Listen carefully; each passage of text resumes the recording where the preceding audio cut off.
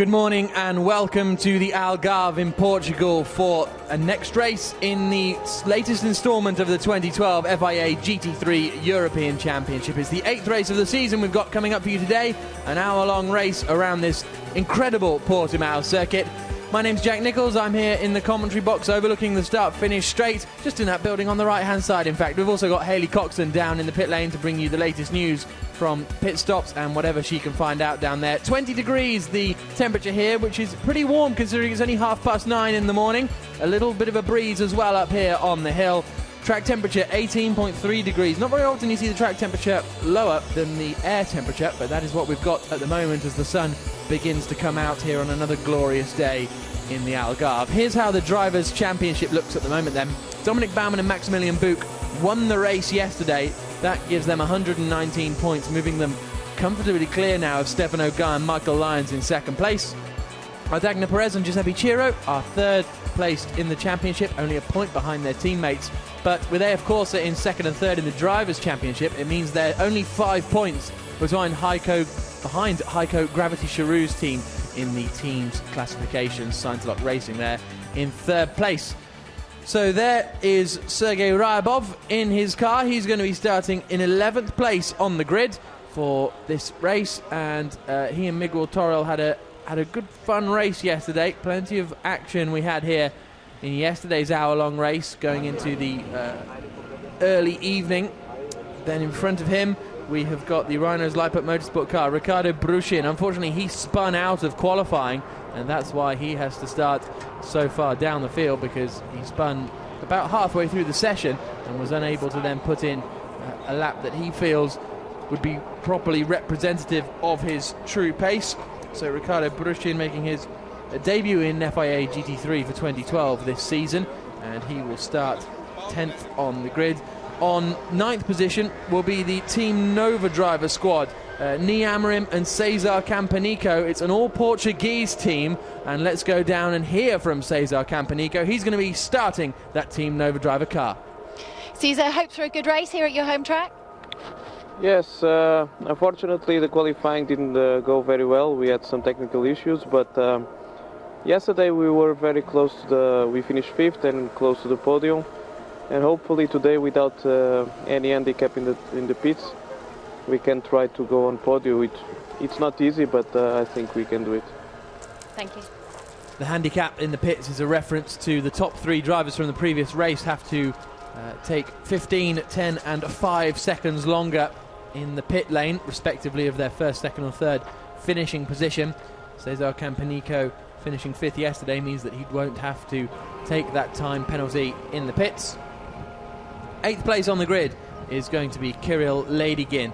He will be starting the second Russian Bears Ferrari 458 Italia before handing over to his teammate Vyacheslav Maev at the pit window, which opens between 25 and 35 minutes into the race.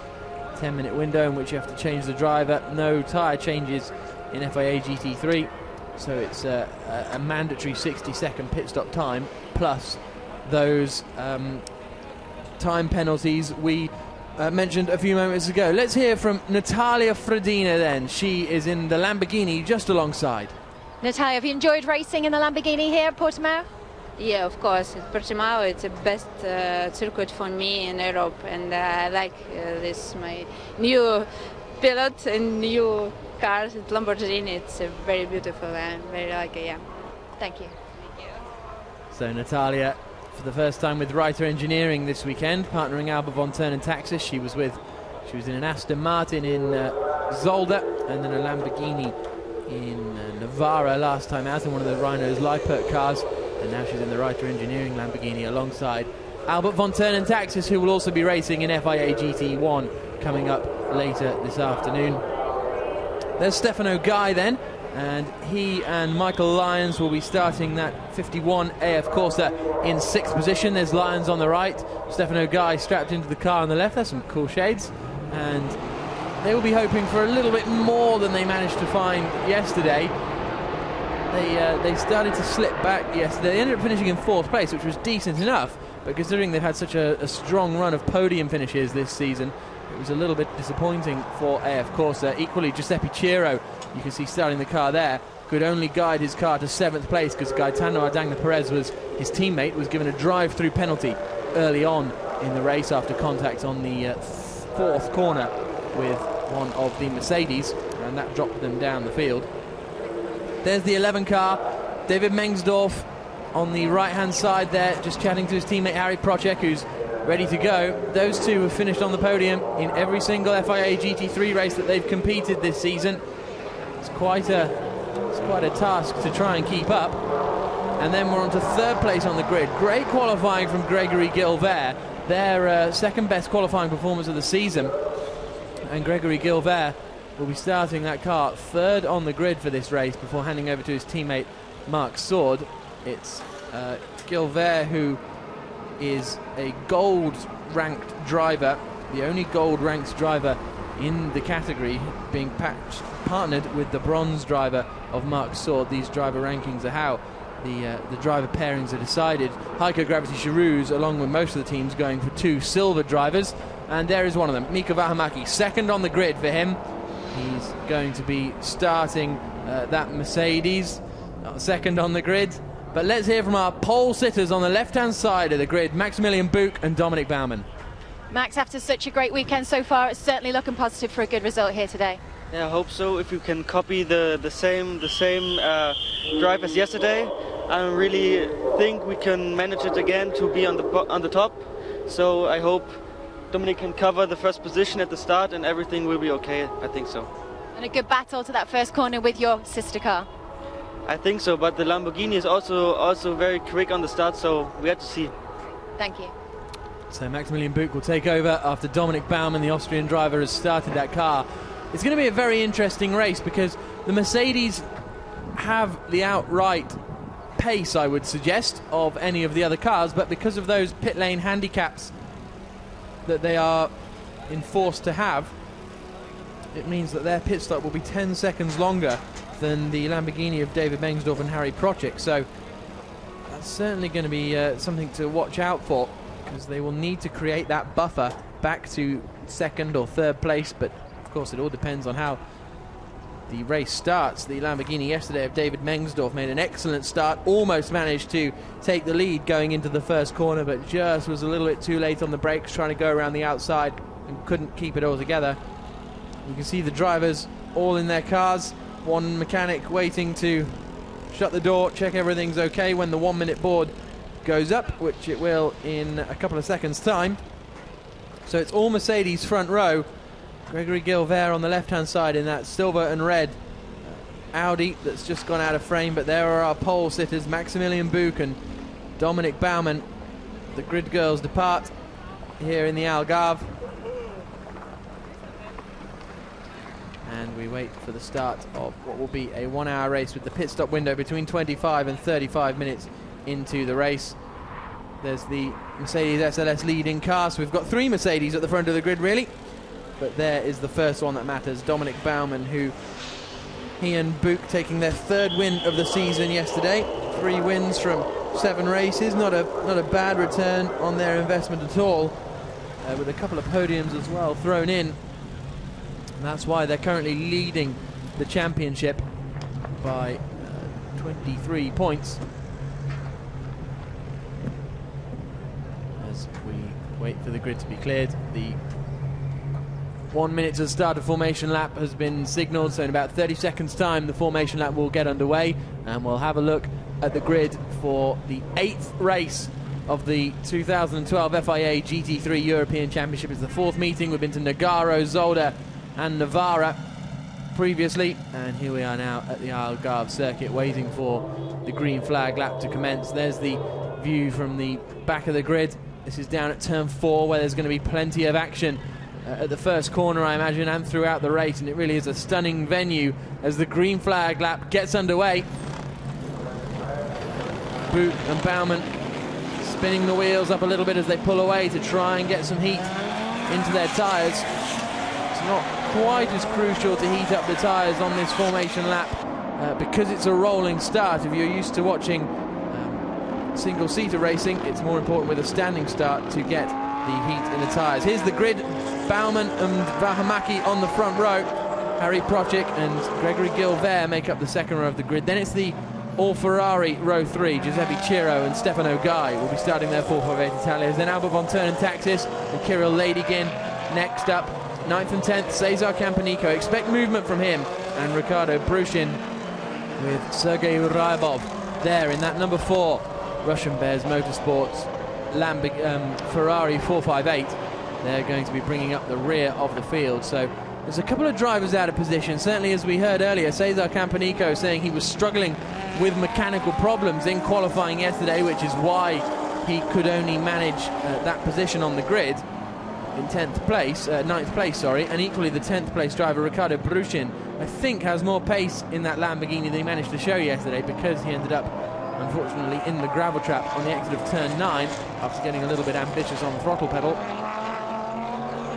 But we saw plenty of battles yesterday, and of course, when the second driver takes over, that can equally, they all tend to run at different paces to one another. There aren't many, mainly the Mercedes are perhaps the team with the most evenly matched driver pairings, and so as a result they seem to be fairly consistent, but still it becomes a bit of a lottery when the second driver takes over, because whichever position the first driver has fought themselves into can often come unstuck. There's the run up towards turn 12, where we saw Gaetano Ardagna Perez have a big moment in qualifying yesterday morning. In fact, a couple of cars had a little spin up there at turn 12, very tricky corner. Then we come down through, sorry, that was turn 14, I apologise. Now we're into the right-hander at turn 15. And then the long 180-degree corner, and then into turn 16, and then this race will be underway. So we've got 2 Mercedes on the front row of the grid. Mika Vähämäki and Dominic Baumann will be side by side going down into turn 1. It'll be Dominic Baumann on pole position on the inside. It's Baumann with the reddy, pinky wing mirrors. It's Vähämäki with the yellow wing mirrors. Once all the cars have crested this rise, they will all be able to see the lights. Then they will go out and we will have this 1-hour race, the 8th race of the 2012 season, getting underway. It's Mercedes on the front row, Baumann on pole, Vähämäki on second, but watch out for the Audi and the Lamborghini behind. We wait for the lights to go out here at the Algarve. There we go green, and it's a great start from the Lamborghini, and it's a fantastic move from Harry Prochik, almost moving into the lead as they head down towards turn 1 for the first time. It's been a poor start for Mika Vähämäki. Who's going to have the lead? It's going to be the Lamborghini. Harry Prochik takes the lead. Second place is Dominic Baumann. Third then still is Gregory Gilbert, but Mika Vähämäki going from second down to 4th at the start. It looks like one of the Kirill Ladygin's got a brilliant start in the Russian Bez Ferrari. He's now up into 4th position. It's side by side between the AF Corsa Ferraris as they come through turn 5, now down into the hairpin at turn 6. Albert von Taxis has had a bit of a slow start, but he's looking towards the inside line. But under braking they come at turn 6 for the first time, and there is Albert trying to make a move. Giuseppe Ciro is still ahead of Stefano Guy. So no change there between the 2 AF Corsa Ferraris, even though they've been doing a reasonable amount of battling. And there's Albert von Taxis going around the outside of Cesar Campanico, who's made a decent start, not quite as decent as he would have wanted, I don't think. He hasn't made up a great deal of positions. He's in 9th place, and that's exactly where he started. So a little bit of a swap from Brushin and Ryabov at the back of the field, but apart from that, no major changes in the mid to rear pack. But look at that, Harry Prochik is gone. He has absolutely put the hammer down, and he's starting to pull away from Dominic Baumann in the Mercedes. That's a late look up the inside, and that's the Audi trying to get back past the Lamborghini. Albert von Taxis in the Lamborghini on the inside. On the outside is Cesar Campanico in the Audi. He's going to try and drive it around the outside. That'll be impressive stuff, and he's managed to do it, but now he's still going to be on the outside for the final corner at turn 16. He's going to try and go all the way around the outside at 16. Fantastic stuff from Cesar Campanico, and he moves up to take that position. No, he doesn't. They're still side by side. They've been side by side for 2 corners now as they come down the start-finish straight. Are either of them going to have a particular straight-line speed advantage? No, they're not. Von Taxis again hanging it in on the inside. Campanico later on the brakes gets the move done eventually. And, well, that was some fantastic driving from Campanico to keep it around the outside at probably the 2 least likely corners on the circuit. And he now manages to move up into 8th position. But up at the front, Harry Prochik had a 9/10 of a second advantage over second place as they came over the line. And equally, Gregory Gilbert is very close to the back of Dominic Baumann. So Mercedes' magical pace from yesterday appears to have deserted them in the opening lap here. Because look at that, Gregory Gilbert all over the back of Dominic Baumann. Pulls away a little bit going up the hill, does Baumann, but he's certainly coming under a great deal of pressure.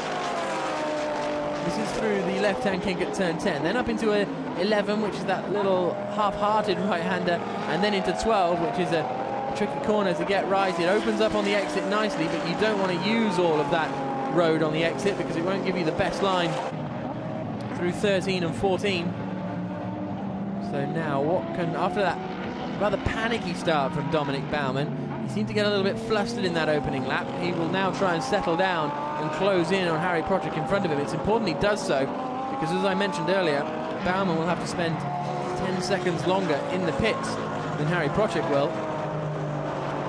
Through turn 16, fantastic shot as they descend the hill, and there's more smoke coming from the back of car 12, and that is Ricardo Brushin, and that's something we've seen all weekend from the Rhinos Liepert Motorsport Lamborghinis. I don't know if it's the camber they're running on the tyres, but whatever it is, makes the tyre rub on the inside of the bodywork. It causes some pretty spectacular smoke, but it doesn't appear to cause them any pace issues. Certainly not for Harry Prochik, because he matched Dominic Baumann on that last lap, so the gap at the front remained at 9/10 of a second. So they come down the hill into turn 6. Cesar Campanico, after dispensing of Albert von Taxis, now has his sights set on getting past Stefano Guy for 7th place. Having a little nose towards the inside at turn 8, just to let Stefano Guy know that he's there. Then up into turn 9. The Team Nova driver car is the Audi. The Ferrari in front is the AF Corsa run car with Stefano Guy at the wheel, and he's starting to drop back from his teammate Giuseppe Ciro now, isn't he? Noticeably, Stefano Guy. So that's clearly going to be frustrating Campanico. He'll want to get past as soon as he possibly can. Laid on the brakes, and he's gone for a late move into 14. Is he going to make that move stick? Yes, he is, but he's going to be on the outside line for 15. But Stefano Guy sticks 2 wheels on the grass. We've seen Campanico go the long way around. He's boxed out of it there, though, by Stefano Guy. So that was I don't think Campanico was planning on making that move, but I think Guy got on the brakes so early that he almost had no choice but to have a go at the inside. Out onto the start-finish straight they come to complete the 3rd lap of the race. This is allowing Albert von Taxis back into the fray in the Lamborghini as they flash past, heading down to the first corner, getting up to 260 kilometers an hour before getting on the brakes. And Cesar Campanico has just dropped back a little bit, but yeah, I don't think he intended to make that move because he was tucked right up behind the Ferrari until they were probably halfway through the braking zone, and then decided, hang on, I might have a little chance of getting past it. The gap for the lead came down by 0.4 of a second on that last lap, so it's now just half a second. There you could see them coming through shot. Gregory Gilbert has now dropped back from Dominic Baumann, and he himself is going to be coming under pressure, I think, from Mika Vähämäki before too long. So here's our race leader, Harry Prochik. The Mercedes-Benz SLS AMG GT3 of Dominic Baumann, 2nd place, as you can see. Fastest lap of the race, 1 minute 46.447 for the Heiko Gravity Charouz team. And Harry Prochik will have to get pretty defensive before too long, because Mercedes is quicker, and the longer that he can keep it behind, the better chance he is going to have of getting past at the pit stops. Prochik and Mengsdorf yet to pick up a win this season. They've had 3 2nd places and 2 3rd places in the 5 races they've contested here in GT3 this year. And once again, Cesar Campanico got the cutback that time. Looked to the outside at 15. But nothing he can do there. He's going to be fairly close coming through 16, but it's such a quick corner that unless the driver in front makes a mistake, it can be quite tricky to get past. Von Taxis just keeping a watching brief. And even though there's only half a car length or so between them as they come across the line. Stefano Guy knows he might need to go defensive, but I don't think that Audi's quite got the straight line speed to do it into turn one. So it's going to have to be a bit of a cunning manoeuvre perhaps from Campanico at some other point at the circuit. There you can see Dominic Baumann feigning a little look towards the inside line. He took another 2/10 out of the lead on that last lap. Very much battle on. We've also got a battle between the two Ferraris. That is Kirill Ladygin and Giuseppe Ciro are doing battle down into turn 6. Ciro in the AF Corsa all red Ferrari behind. It's Kirill Ladygin in the blue, red and white Ferrari, and then we've still got that battle behind from Stefano Guy. So one AF Corsa Ferrari on to attack, the other one there on the defence.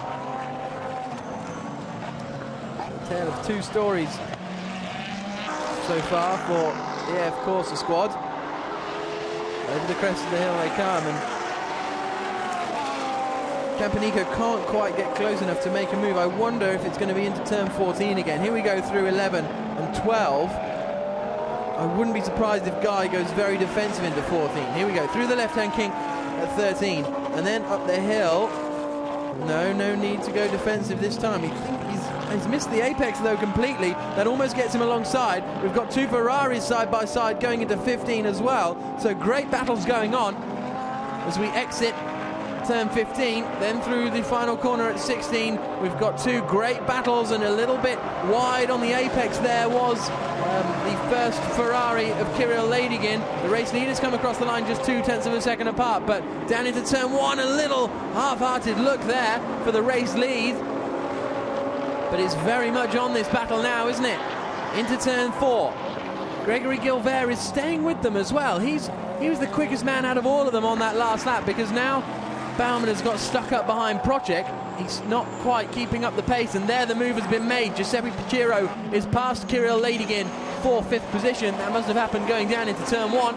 So those two Ferraris have swapped positions, but still Stefano Guy is holding off Cesar Campanico for 7th place.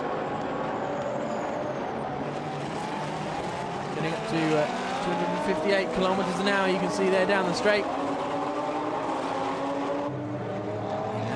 The double right-hander of 8 and 9. Campanico, where is his move going to come? He doesn't have, as I've said before, that straight line speed advantage in the Audi R8. So it's going to have to be through the tight, twisty bits that he tries to make his move.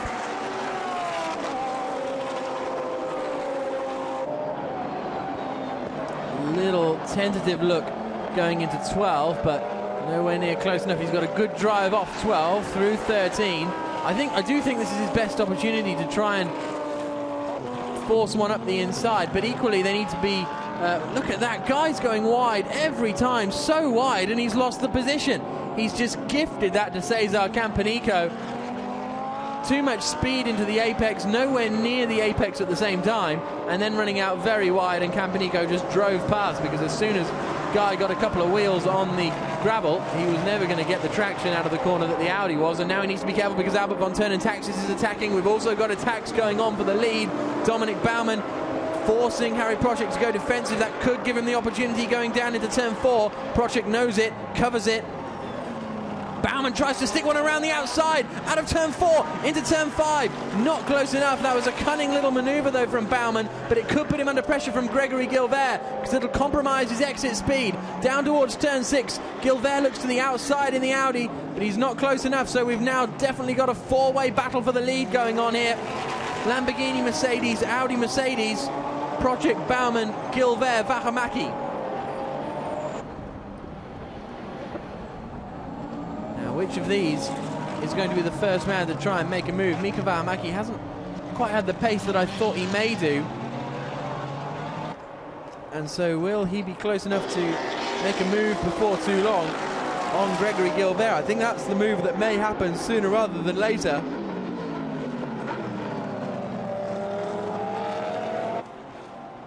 There's David Mengsdorf watching on. His teammate Harry Project leading this race, but for how much longer? To turn 14. It's a very late apex. The corner starts turning a long way before you actually get to the midpoint of the corner. they've split up into two pairs again, haven't they? So where they were all four together going down into the hairpin, they've split up a little bit this time. Cesar Campanico is now on the back of Kirill Ladygin in the battle for 6th place. And this is the closest battle onto the start-finish straight.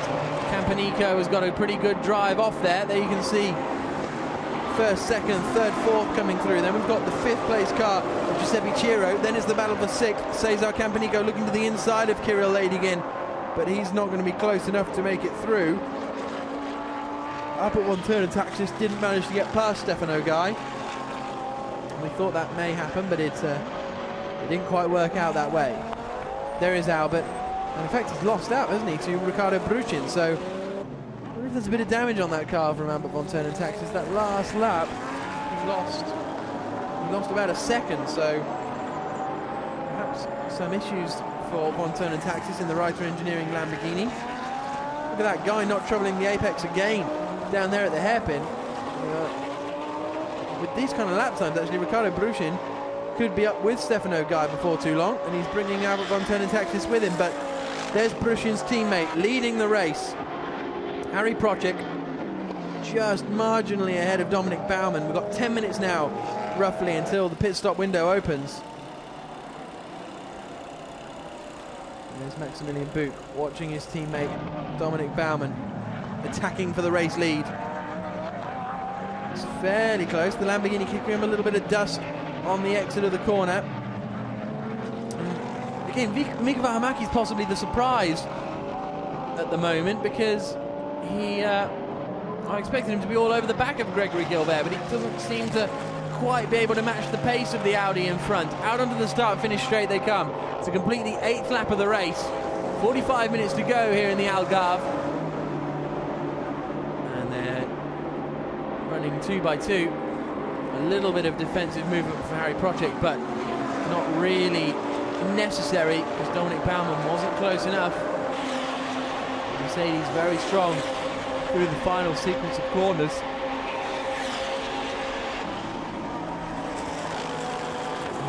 The Audi really is the wild card in here, Gregory Gilbert, because he's going to hand over to Marc Sword, who arguably won't be able to keep the pace of these front runners, I wouldn't have thought.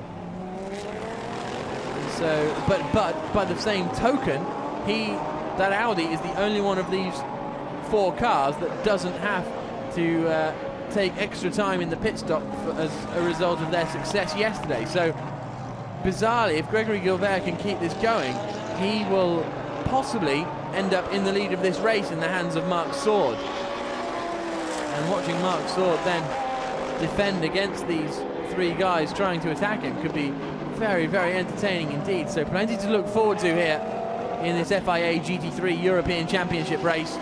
There you can see how the Mercedes-Benz was closing in half a second, 3/10 a lap.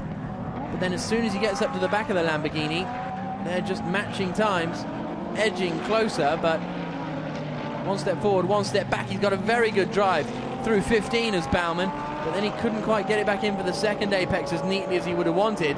And I don't think the Lamborghini is going to be coming under too much pressure through turn 16, out onto the start-finish straight once more. The gap was just 2.5 tenths of a second last time. Von Turner Taxis and Ricardo Bruchin continuing to fight. Through 16 they come. The gap at the lead went out by 2 tenths of a second, so Harry Procek comfortably leading down into turn 1 this time around. Cesar Campanico is lapping at a similar pace to Giuseppe Ciro in front of him, so that battle's not really moving. Von Turner Taxis lapping almost identically to Ricardo Bruchin in front of him. He's having a little look up the inside going down into turn 4. Not close enough to make the move, but he definitely thought about it, did Albert. Over the crest of the hill into turn 5. He took a wider line in. That might give him a little more momentum on the run down into 6.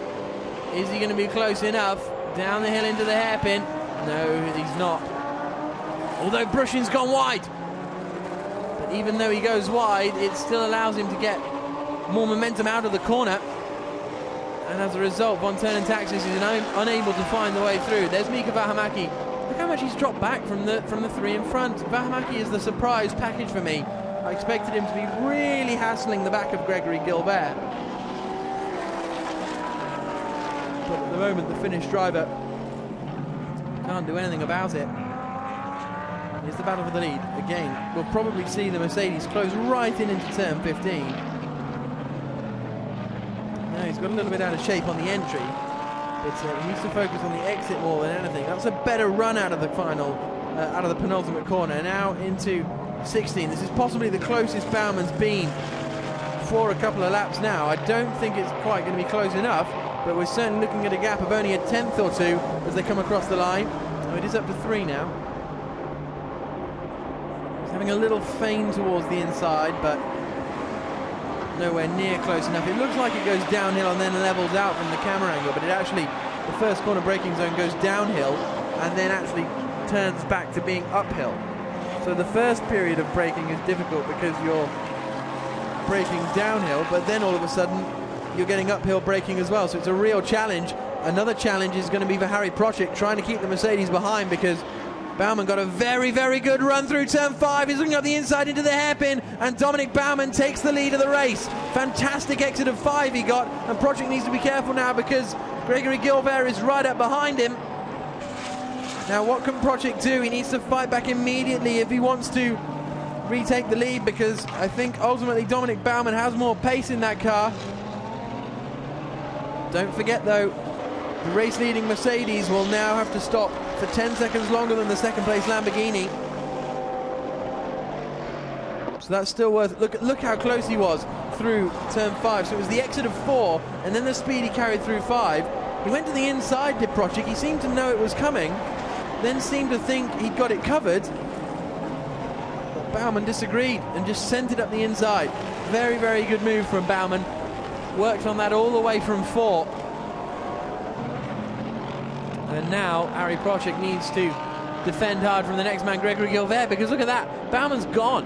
Bauman has disappeared on up the road, and the gap at the end of, he's only been ahead of him for maybe 3/4 of a lap, but it's going to be about 1.5 seconds as they come across the line. So on the 11th lap of the race, Dominic Bauman takes the lead, and Harry Procek now is going to have to defend from Gregory Gilbert on the run down into turn 1. It's now a 3-way scrap for second place. But with only 5 minutes to go until the pit stop window opens, what kind of gap can Dominic Bauman build over the rest of the field? That's going to be the interesting thing. Bauman has to stop the longest out of all of these cars.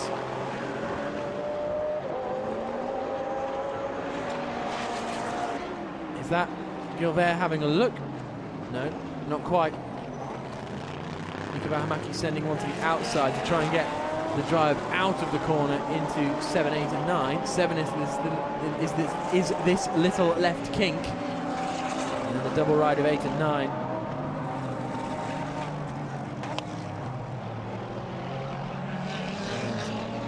Procek seems to have just stabilized himself a little bit. He's got a couple of car lengths back to Gregory Gilbert now.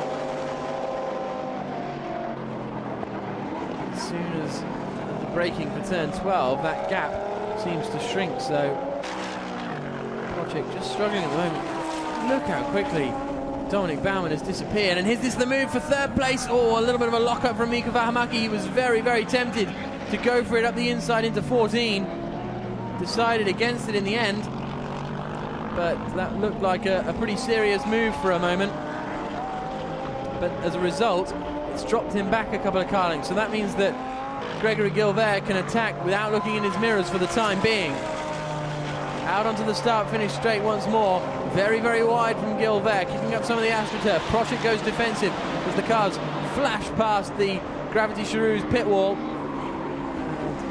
Gilbert not close enough to Harry Procek.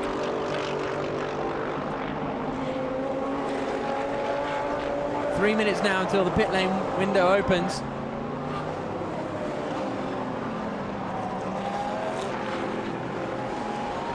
Still a fascinating battle over the second place, but what could be the lead of the race when the pit stops come around.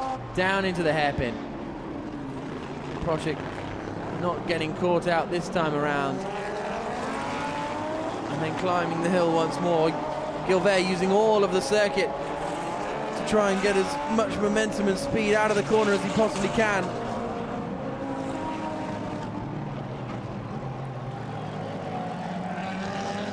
It's been an interesting, a bit of an up and down season for Gregory Gilbert. And most of the time he's swapped his partners around a little bit with Marc Sword and Jerome Demey.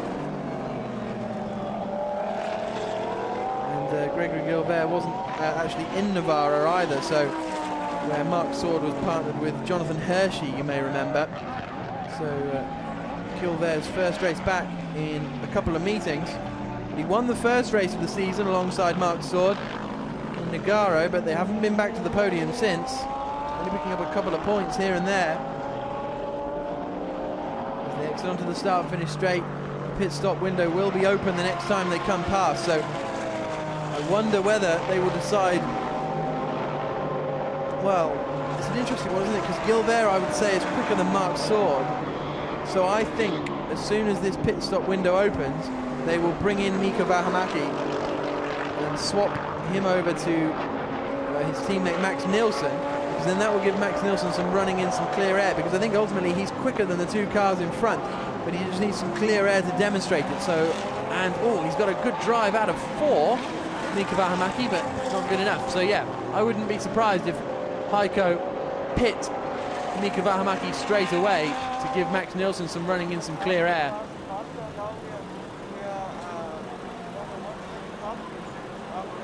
So yeah, that's so Maximilian Buch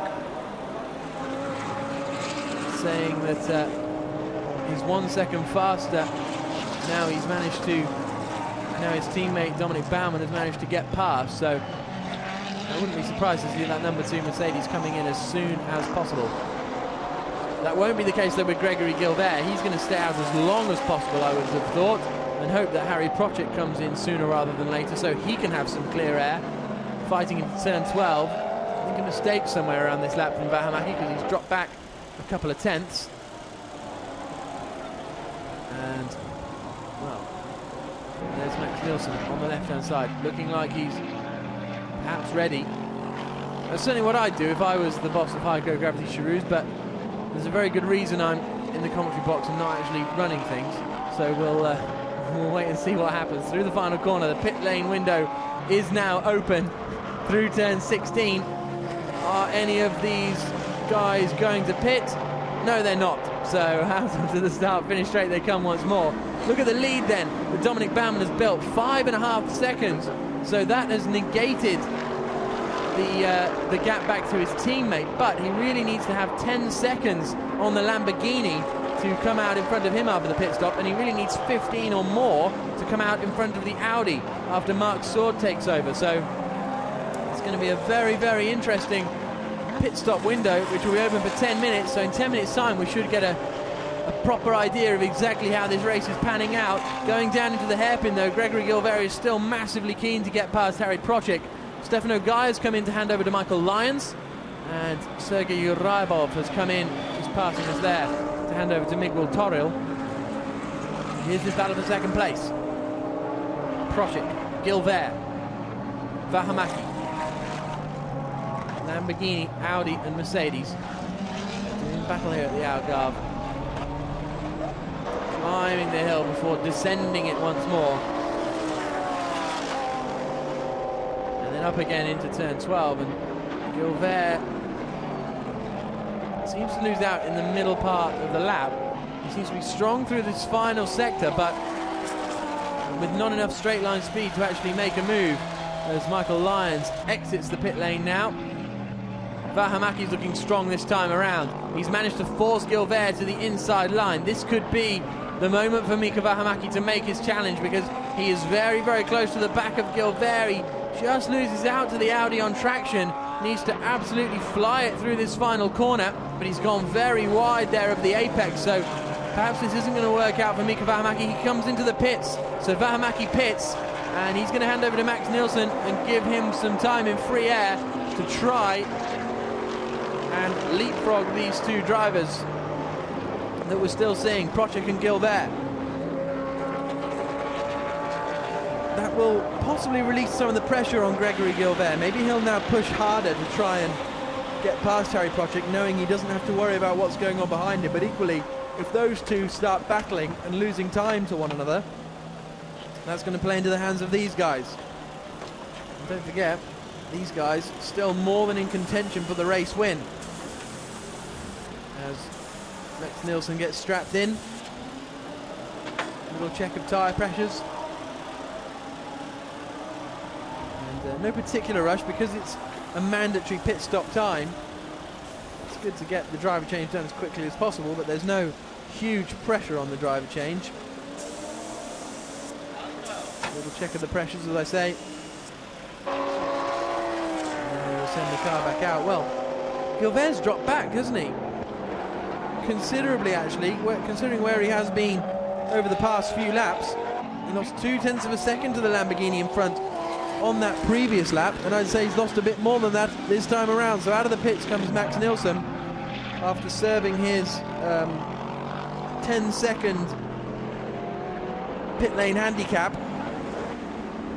And out of the pits he comes then down the start-finish straight. There's no one really to reference him, unless that's Michael Lyons. So that's Michael Lyons. So that's worked out fairly well for AF Corsa. This could bring Michael Lyons into the fight, you know, because he's got pretty hot tyres and he's made his pit stop and he's really nailed the outlap as Lyons. So because he didn't have to take the pit lane penalty, look how quick he's going, look how wide he's going as well. But he knows that he's got nice up to temperature tyres. The Mercedes will have lost some tyre pressure whilst waiting in the pit stops, and Lyons sends it up the inside and goes past Max Nielsen down into the hairpin. So all of a sudden, AF Corsa, from running kind of 5th and 6th with Stefano Guy and Michael Lyons, have really brought themselves into race contention here.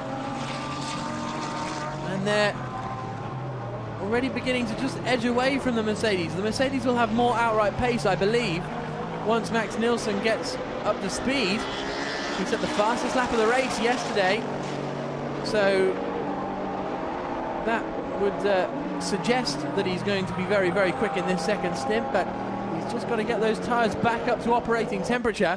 Good move from Lyons, this. He got a lot of momentum out of turn 5 by going a little bit wide, but it was all done on the brakes into turn 6.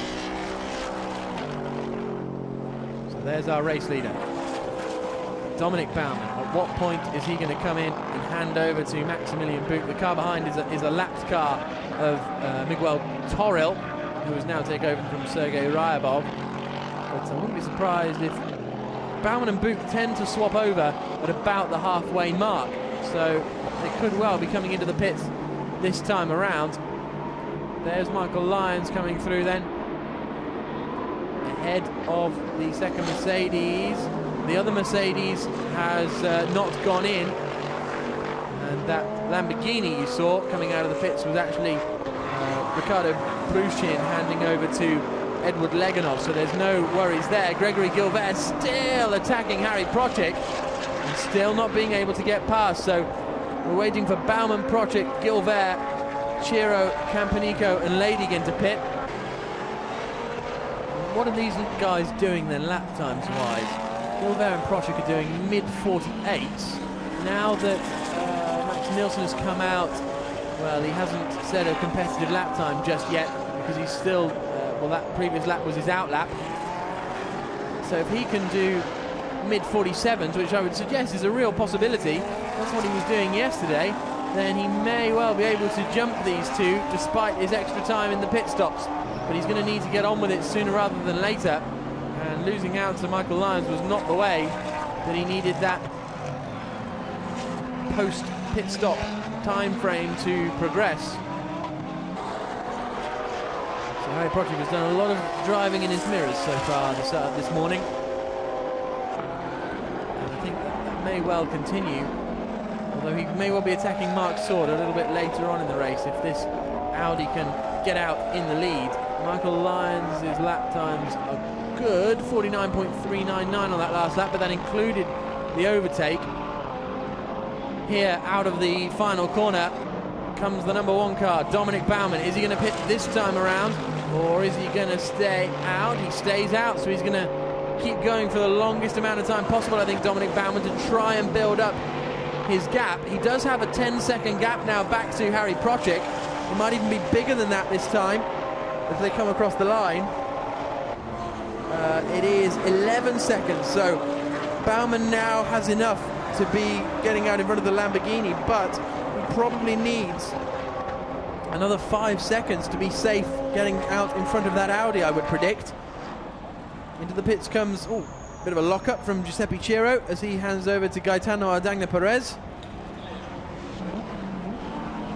So this is going to be very, very interesting when the pit stops are completed, because this will be the last chance. They'll all be coming in on this lap, won't they? Because there won't be enough time to go around again and come back into the pits. So this will be the last. It will be now that we will decide who's going to be leading the race. And I think it's difficult to say, isn't it? I think it'll either be the Audi of Mark Sword when he takes it over, or the Ferrari of Michael Lyons. It'll be one of those two, is my prediction. Whether it transpires that way, we'll have to wait and see, because I think Dominic Baumann, the time he lost behind Harry Procek, cost him far too dearly. So they come into 11 and 12. This battle still continuing over second place, and it is a net second place as well. But all three will be coming into the pit lane at the end of this lap. So it'll be a direct. Well, we should see the Audi getting past the Lamborghini in the pit stops, because the pit stop will be 5 seconds less. Into the pits then comes Dominic Baumann, race leader, into the pits. Maximilian Buch is there waiting. Has he built up enough of a lead to get out in front of these two? Into the pit lane they both come. Well, this is going to be very interesting indeed. Cesar Campanico as well.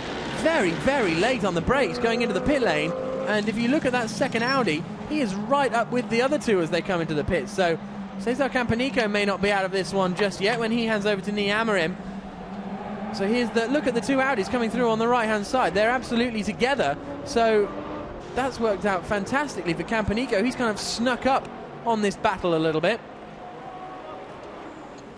So the driver changes get underway. It was Mercedes leading, Lamborghini second, Audi third when they came into the pits. And don't forget the number 2 Mercedes as well. But that number 1 Mercedes has to stay in the pit lane for 15 seconds longer than the rest of the pack. There is Michael Lyons. Does he have a chance of taking the lead of this race? He certainly has a chance, but is it going to come out for him or not? There's Max Nielsen. He's not going to be taking the lead of this race because he's been overtaken by Michael Lyons. Checking a few things, and out go the Lamborghini and the Audi and the third Audi as well, all coming out together. So they've all got past the number 1 car of Maximilian Buch. So frustrating for the driver, and out of the pits they come, and I think incredibly it might be Nii Amorim who's going to lead this race, because this is Michael Lyons. No, that's Giuseppe Ciro coming down the start-finish straight, and he's going to get involved as well, getting a little bit sideways. So Nii Amorim, I think, has come out in the lead of this race. It's quite difficult to figure out exactly what's happened there, but Nii Amorim in the Team Nova driver Portuguese car is taking the lead. I think there might have been a problem there, you know. That was longer, surely, than the 15 seconds. So we'll try and find out exactly what happened down there, because it should only have been a 15-second extra time on that pit stop, but it seemed a lot longer than that. So where, though, are Michael Lyons and Max Nielsen? Because I expected them to be a little bit more in this battle than they are. So that's second place now. Giuseppe Gaetano Ardagna Perez. Race leader Nii Amorim. They're lapping Natalia Frodina, who's taken over from Albert von Turn and Taxis in that Lamborghini. Third place is David Mengsdorf. He's going to be my bet for this race, actually. I think he's going to have the most pace out of these 3 cars who are battling for the race lead. So I think David Mengsdorf and Harry Procek could well be on the top step of the podium come the end of this race. Up into the left-hander at 14. Little tentative look up the inside from Ardagna Perez, but now Nii Amorim is going to have to drive his Audi like a bus. There you could just see, coming into shot, Michael Lyons and Max Nielsen. So I think it may have been a poor pit stop from the Mercedes rather than fantastic work from Stefano Guy and Michael Lyons, because although Lyons is leading, although Lyons is looked to have got involved in the race, he, I think it was more a poor pit stop from the Mercedes that brought him into play. So into the first corner they come, but what happened to Dominic Baumann and Maximilian Buch? They were leading this race, they had a longer pit stop, a 15-second time penalty, but it seems to be a lot longer than that. Hayley Coxon's down in the pits. Hayley, what news can you bring? Yeah, I've just spoken to a representative from the team, and they have informed me they do have battery issues on the Mercedes. They're not quite sure what the issues are, but there is a problem with the battery. Okay, so that'll explain why they couldn't get the car started in time. Dominic Baumann looking pretty disappointed, so let's give you a shakedown of how it is. Race leader, the 14 outed, very disappointed. Dominic Baumann, he can't believe it. He's worked his socks off to get into the lead of this race and try and pull out a gap, but it hasn't worked out for him and the team. Race leader is the 14 Team Nova driver Audi of Nii Amrim. You can just see him cresting the hill. Then this is the battle over second and third place. Gaetano Adagna Perez in the number 50 AF Corsa Ferrari. David Mengsdorf in that orange and black Lamborghini behind. Those are the top three, and now they're going to change orders because Mengsdorf is on the grass on the inside trying to get past. Adagna Perez left him hardly any room on the inside line, and now Mengsdorf is going to try and send it around the outside at 15. Great work from David Mengsdorf. He's been massively impressive so far this season in FIA GT3, and there's another example of it. Look at this. Send it up the inside, and I think that's him on the grass bouncing along. Back end gets out of shape for both cars, and then he just sticks it around the outside into 15. Look at this. This should easily be Adagna Perez's corner, but Mengsdorf just drives around the outside. Fantastic stuff. He's now been to second place then. Adagna Perez in third. Mark Sword is now in fourth position. I think they'll be a little bit disappointed with that Audi didn't get out in front of Nii Amrim and Cesar Campanico, but Mark Sword is in fourth place. Fifth place is Michael Lyons. Let's hear from Dominic Baumann. We saw him looking utterly dejected a few moments ago. Dominic, I understand that it was a battery issue on the car. Can you give us any more of an update?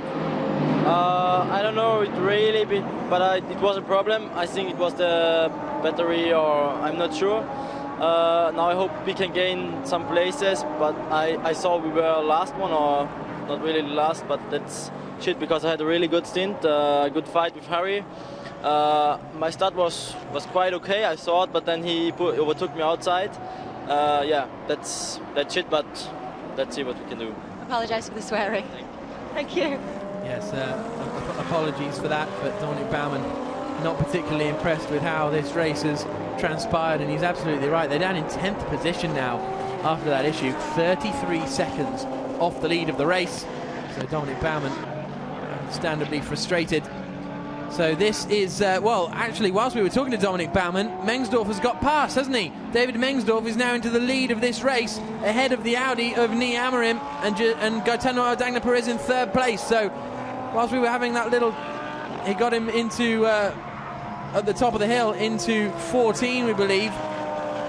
So David Mengsdorf in the Lamborghini is now leading the race. And oh, off goes a bit of bodywork from the Audi. There it is, lying fairly safe place on the outside of the circuit. And look at this three-car train as well, going on for fourth place. It's Mark Sword defending from Michael Lyons and Max Nielsen. Michael Lyons is going through past Mark Sword into turn one. Max Nielsen's going to try and follow through into the second corner, and he goes past. So 2 positions lost in the space of a corner. Well, 2 corners to be fair to Mark Sword. So Lyons is now up into 4th position then, with Nielsen into 5th place. So we're starting to get a bit action-packed here at the Algarve. Now, what kind of pace can Michael Lyons show with regards to closing down Adagna Perez in front of him? That last lap, he was 0.8 of a second quicker. So this is where the lead of the race changed. And he's forced his way up the inside there, going into, well, that's a forceful move from David Mengsdorf. Nii Amrim wasn't going to let him through, and Mengsdorf bullied his way past. Perfectly fair by the looks of things at this point. 1 lap ago, but now David Mengsdorf looks set, really, to take his first win in FIA GT1, unless Niamarim and Dagna Perez can find some pace from somewhere. Mengsdorf very quickly dealt with those two, and now the orange and black Rhinos Lippert Motorsport Lamborghini will begin to pull clear. So the interesting thing is going to be watching out for the lap times of Michael Lyons and Max Nilsson. That's going to be the thing to watch out for, and whether they can close in on these two drivers. Dagna Perez in the 50th Corsa car. Across the line he comes. So what lap times are these chaps doing? 49.1 for Dagna Perez. Michael Lyons 48.5, so the gap comes down by 0.6 of a second, and there's only 3 seconds between them, and there's only 17 minutes remaining, so give it maybe 3 or 4 laps and Michael Lyons is going to be challenging for a podium position here, possibly even second place if Niamarim can continue to hold up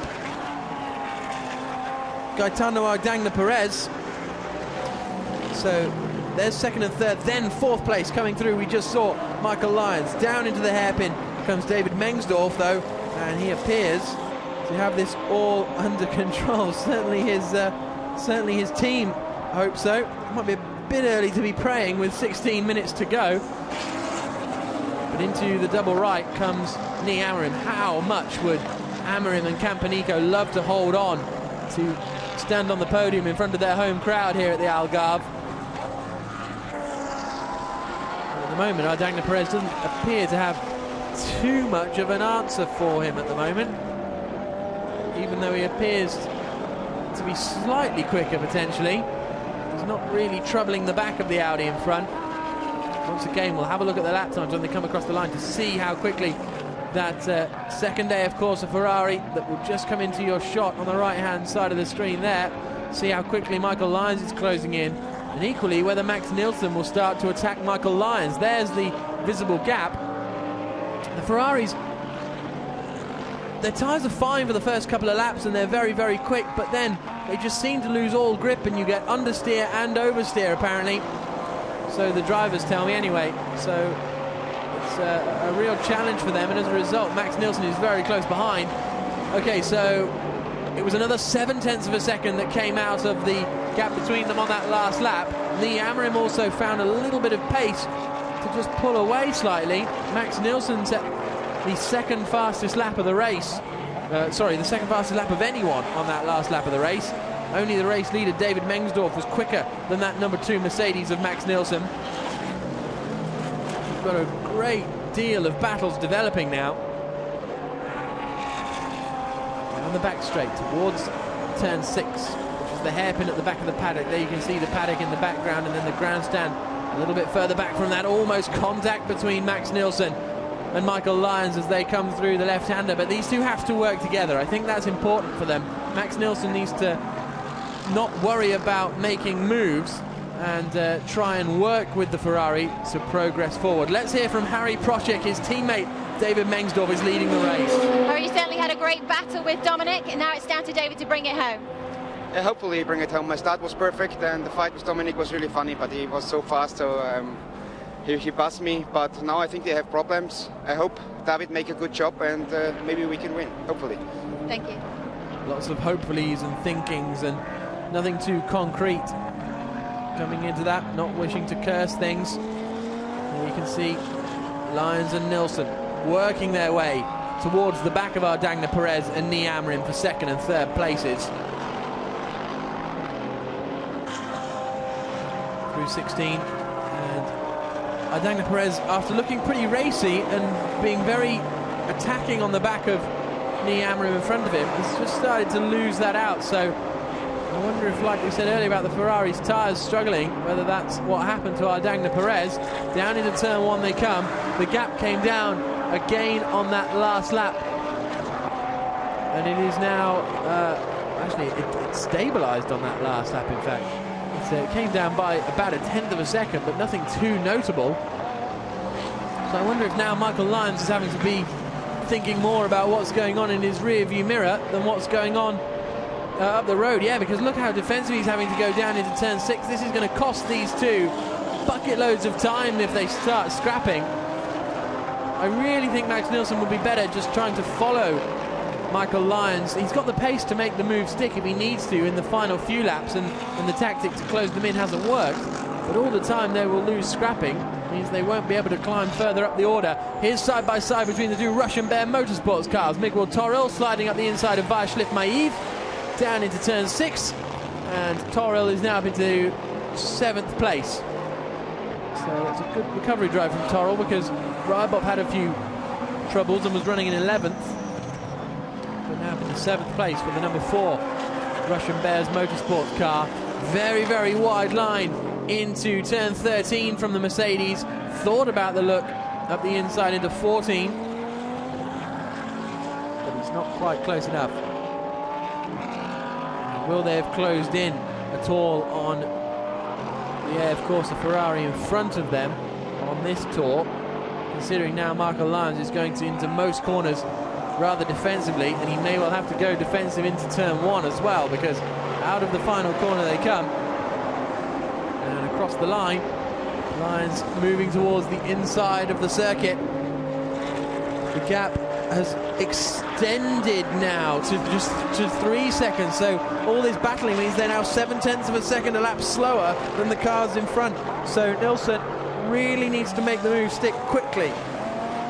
He needs to be short, sharp and painless if he wants to close in on getting the 3rd place. And Michael Lyons goes very, very wide on the exit of 5, keeps it all together, but that doesn't really end out Nilsson close, because even though that was a mistake from Michael Lyons, going out very wide, he's actually able to keep the momentum on the concrete on the outside.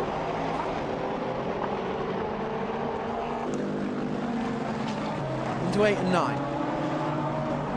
Michael Lyons, who's competing in his first season of GT3, and this is a move up the inside for Maximilian Buch. He's going past Vyacheslav Maev now, so Buch is up into 8th position. So that's still going to be a couple of points towards their championship challenge, 4 points in fact.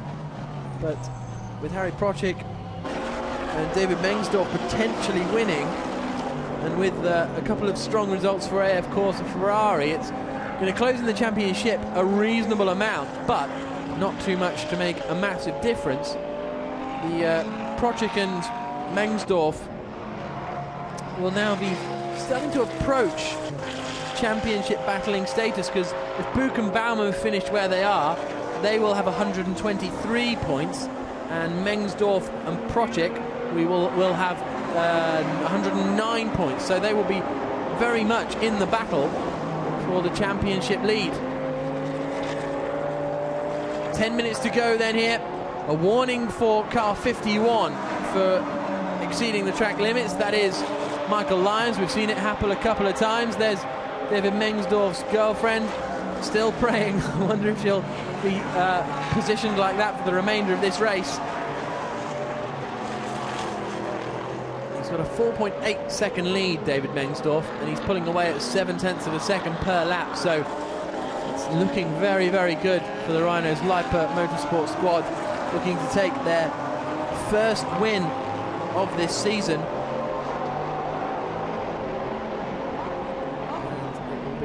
Prochik and Mengsdorf's first win as well, and it will continue their incredible run of having a podium finish at every race.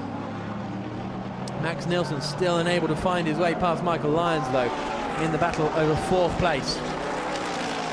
Ardagna Perez is still, is that a little look up the inside into 12? No, it's not, but Ardagna Perez up in front is now lapping at the same pace as Nii Amrim in 2nd place, but they're 1.5 seconds apart, so I don't think he's going to have the opportunity to get past. There you see the Audi, then the Ferrari, and then this close battle between the Ferrari and the Mercedes, Lyons and Nilsson. 8 minutes to go, and I think Max Nilsson may have left this too late. Even if he can get past Michael Lyons, he's not going to be able to close in quickly enough on the 2 drivers in front of him. Come out of the final corner, and there's something gone wrong with that car because he's spun across the circuit. I wonder if there's a puncture there. It's a rear left puncture, I would predict, because you saw the car all of a sudden bottoming out. That's not a great place to be parked either. He gets the car started around again. His teammate has to take avoiding action. the Russian Bear Motorsport car avoiding as well. So any chance that Max Nielsen had of getting a podium finish is gone. Is it going to be a left rear puncture? Yes, it is. So a heads in the hands time for Mika Vähämäki, but a left rear puncture coming out of the final corner. You suddenly saw the sparks come. Let's see where it goes. He's all right there, and then, well, you can see it's almost on the rim, and then it goes. Sparks coming up as it bottoms out, and then the tyre just completely lets go. Bit of opposite lock going on there. And round he goes. A dramatic moment, not the place you want to have a puncture, really. And then sitting backwards on the track isn't a great place to be either, but a big moment there for Max Nielsen. The left rear will need to be changed. It's absolutely shredded, look at that. And they will, and it's got some of the rubber stuck in the bodywork as well. So they'll get him sent back out, and he'll still be able to pick up 1 point probably, but that has promoted Buch and Baumann to 6th place at least. That's one positive for Heiko Gravity Charouz. Out he goes. What a dramatic moment that was. Through that, you can see the tyre, it's starting to, you can see it's off the rim, and then it's just that load through the very fast right-hander that sends it down.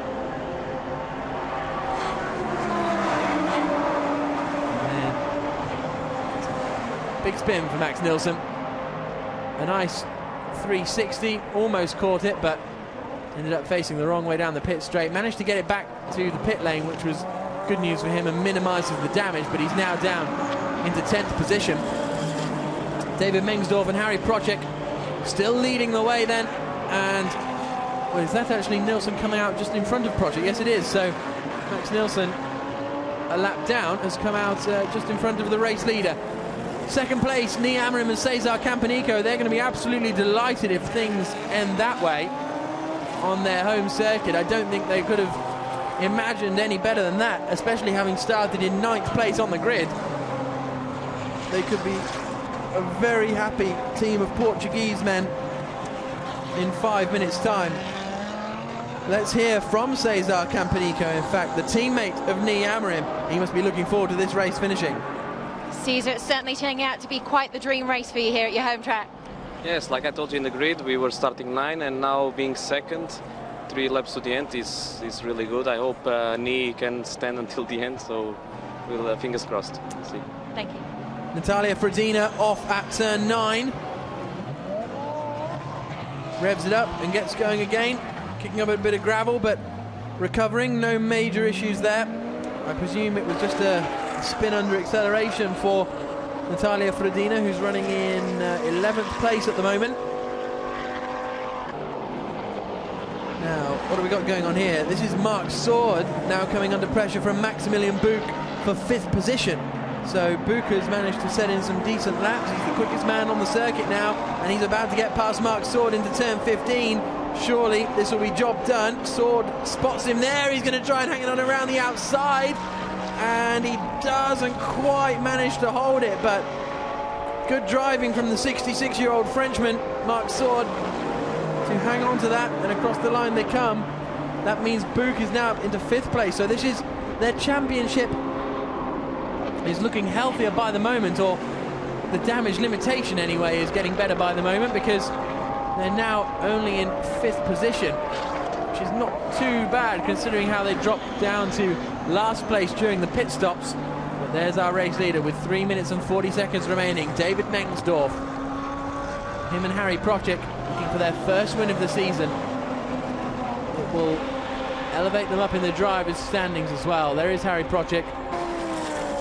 All right, smile as he tries not to think about winning this race and just focus on getting the car home. David Mengsdorf. Look at the gap he's got back to 2nd place. It's 6.6 seconds now back to Nii Amorim, who is a further 1.3 clear of Ardanga Perez, 2.1 seconds ahead of Michael Lyons. So Lyons' pace has disappeared a little bit after that battle with the second Mercedes.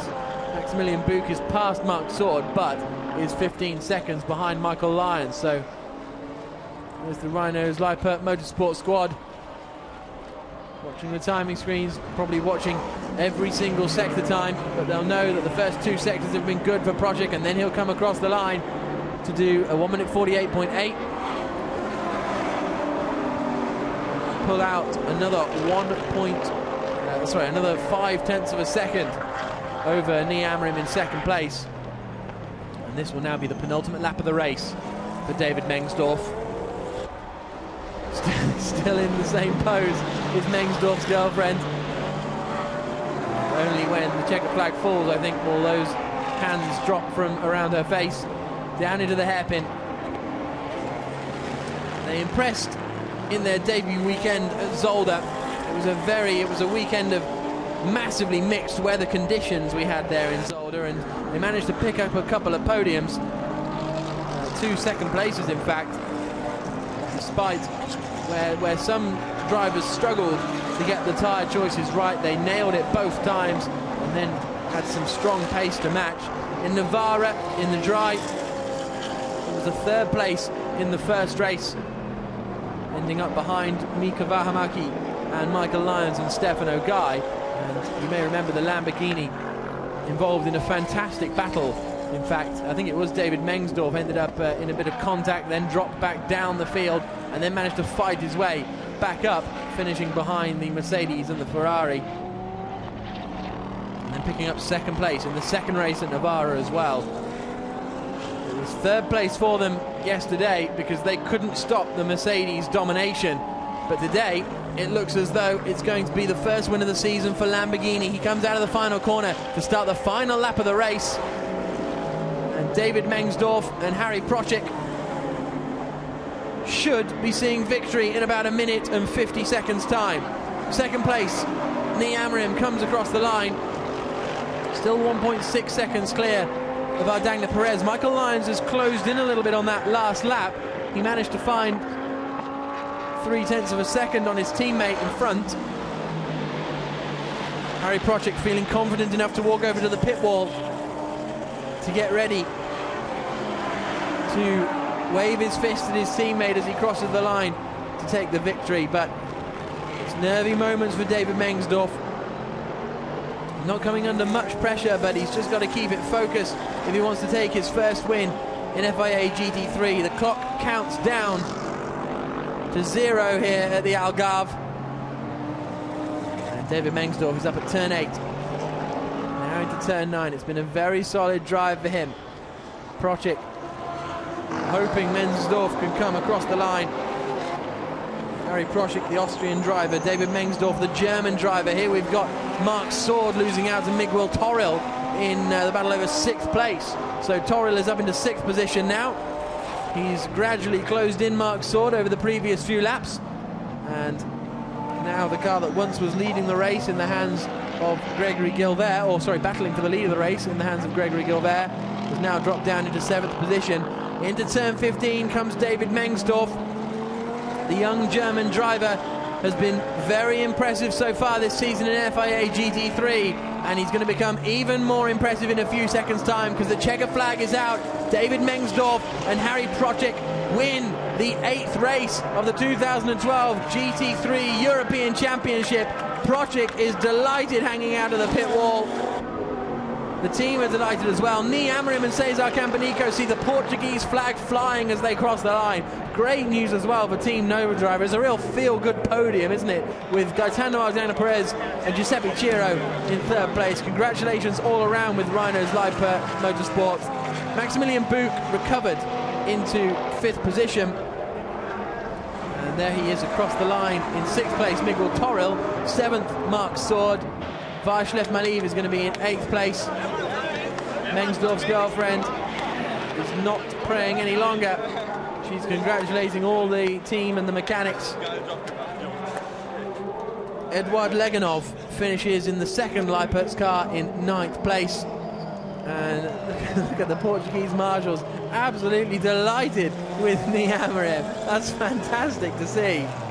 And the Portuguese team will be very, very happy down here on the podium. Driver of car 24 has to report to the race director after the race. That's Natalia Frodina has been summoned to the stewards. the winner of race 2 this weekend, the Lamborghini Gallardo of that man Harry Procek and his teammate David Mengsdorf. They make their way up towards the podium, which is at the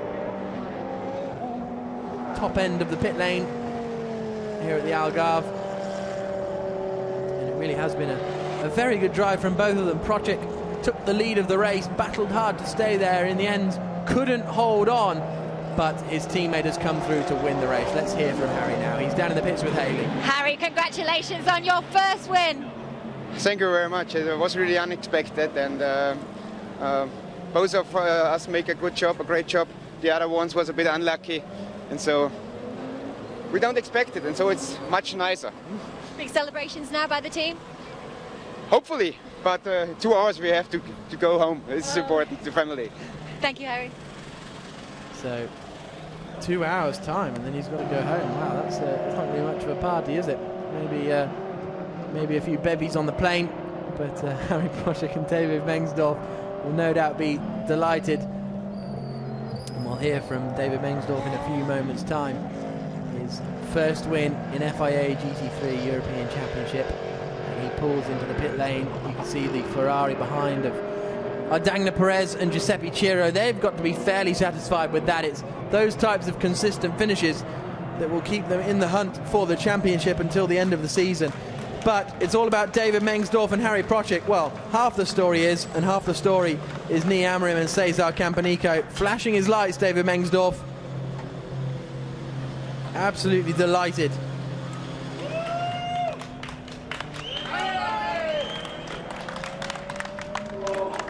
He and Procek embrace Ardagna Perez and Ciro, you can see on the left-hand side, absolutely delighted.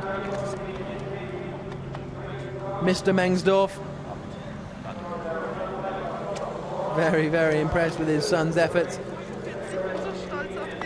And a very nervy time on the pit wall, I think, for all the friends and family and teammates and mechanics. Little hoist in the air as well for Mengsdorf. Very popular young man around the paddock as well. And he could well have a decent GT driving career in front of him with performances like this. There's Ardagna Perez and Giuseppe Ciro on the left-hand side. You can see they are pretty satisfied with how that has turned out, and Nee Amorim hanging out there for as long as possible to try and soak up as much of the plaudits as he can. He's only just made it around to the final corner on the circuit. And the Team Nova driver squad are going to be fantastically pleased with that second place, because that is comfortably Nee Amorim and Cesar Campanico's best result of the season. They did pick up, they had a strong weekend in Navarra with a 4th and a 3rd, but second place is the best that they have managed so far this year. It's going to do their championship. They're not really in the championship hunt, I wouldn't have thought, but they're going to be moving up in towards the top 5. Let's then appreciate Nee Amorim and Cesar Campanico coming back into the pit lane. The Portuguese flag here in the Algarve is held aloft.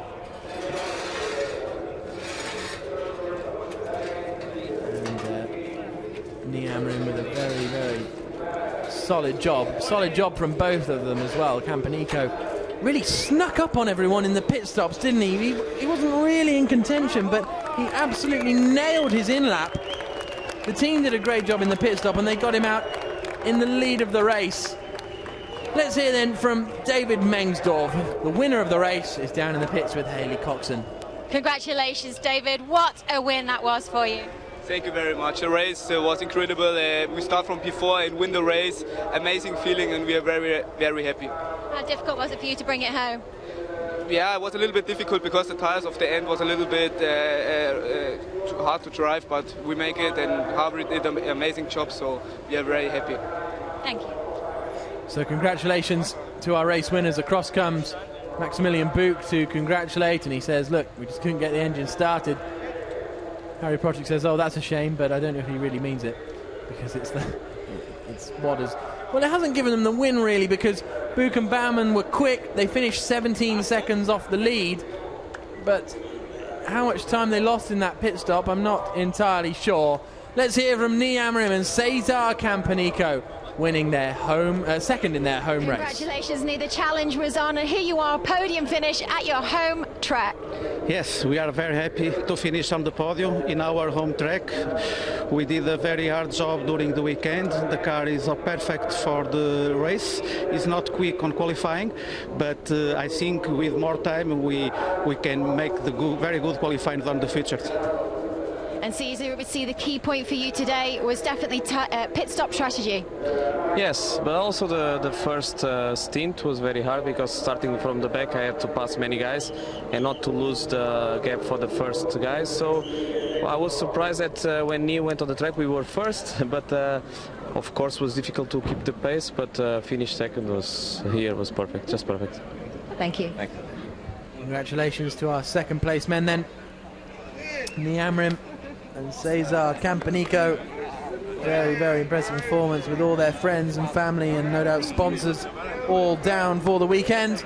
Let's hear from Gaetano Ardagna-Perez and Giuseppe Ciro now. Congratulations, Gaetano. What a race it was, and now more points for you here this weekend. La gara bellissima, un po' difficile la partenza per Giuseppe perché erano tutti lì nel centro. Dopo abbiamo riuscito a prendere un buon ritmo e portare la macchina per un bel punto per il campionato. Alla fine è stato benissimo a finire di terzo. Thank you guys, congratulations. He said, I'm very happy with third place.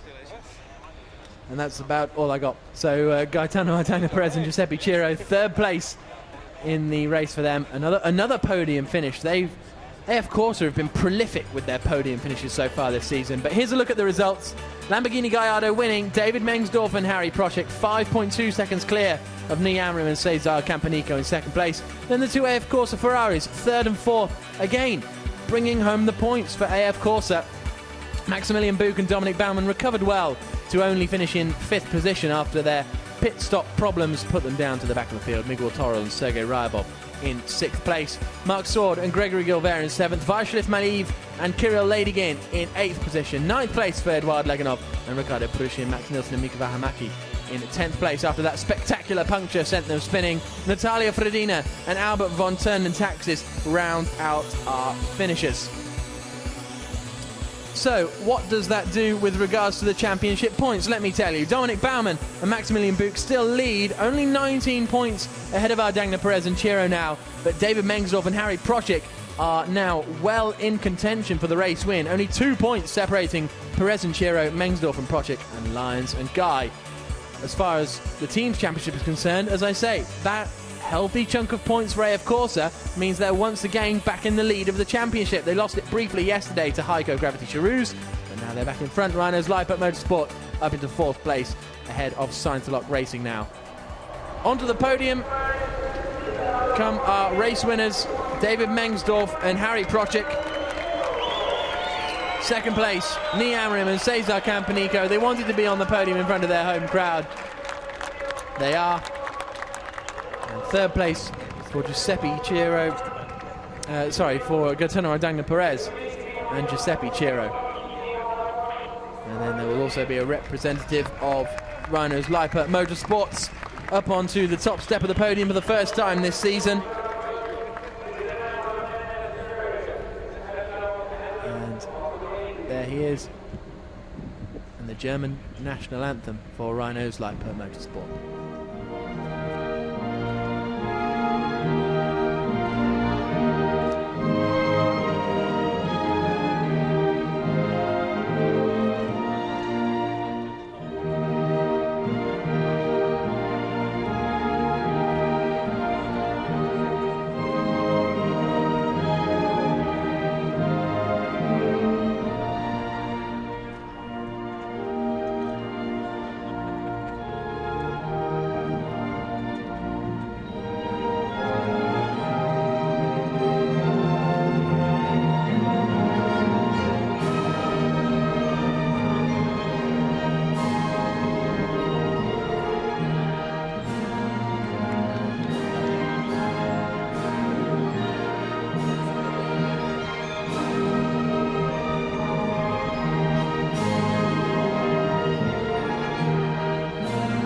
Gives the trophy to the... So congratulations to them.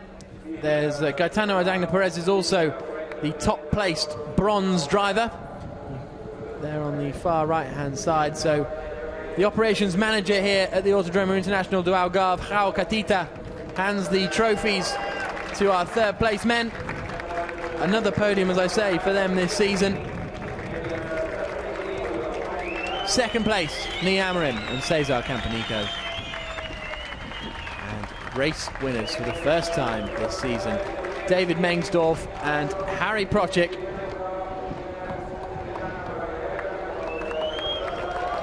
And Rhinos Lipa Motorsports, after a very entertaining season, that certainly can be said about them. Their distinctive orange and black Lamborghinis always appear to be involved in a battle somewhere.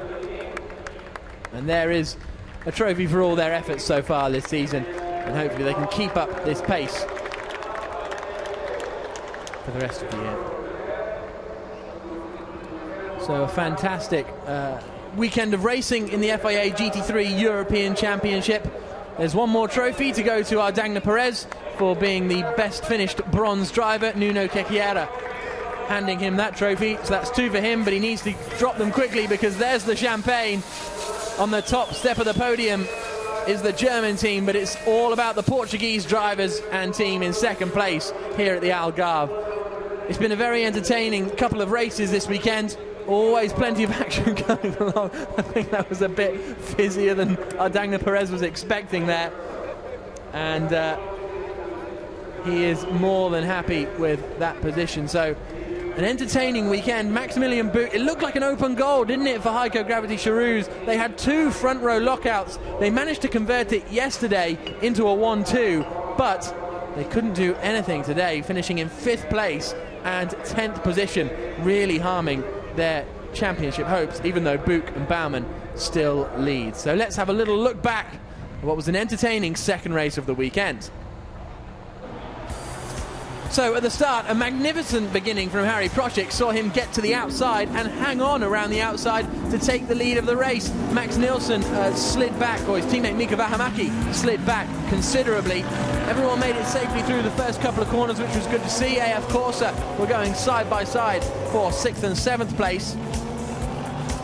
So then we had some good battles further back. Cesar Campanico started to make his way through the field, that position taking off Stefano Guy.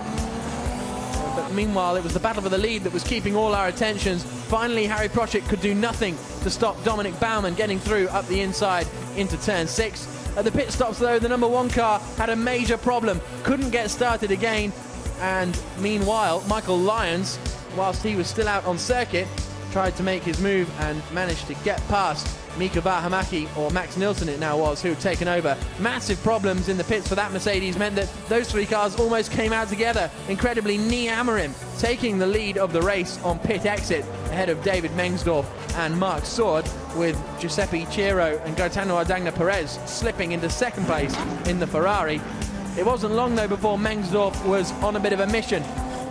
Got a great run out of turn 5 and then made the move stick coming out of turn 14, got to the outside line and made the move pass around the outside of turn 15. There was then just one man between Mengsdorf and victory, and he managed to dispense of Nii Amorim, who, despite a hearty defence, couldn't hold off the flying German in the Lamborghini, much to his girlfriend's delight. So it was the checkered flag that fell for them. It was more disaster for Heiko Gravity Charouz when a left rear puncture at turn 16 sent him into a spectacular spin. But the win was for David Mengsdorf and Harry Procik, and it rounded out a fantastic weekend for them. Their first win in FIA GT3. Dominic Baumann and Maximilian Buch still lead the Drivers' Championship as we leave the Algarve, but Mengsdorf and Procik it was who took the win. Thank you very much for joining us this weekend. GT1 coming up later this afternoon. We'll see you for that. Bye-bye.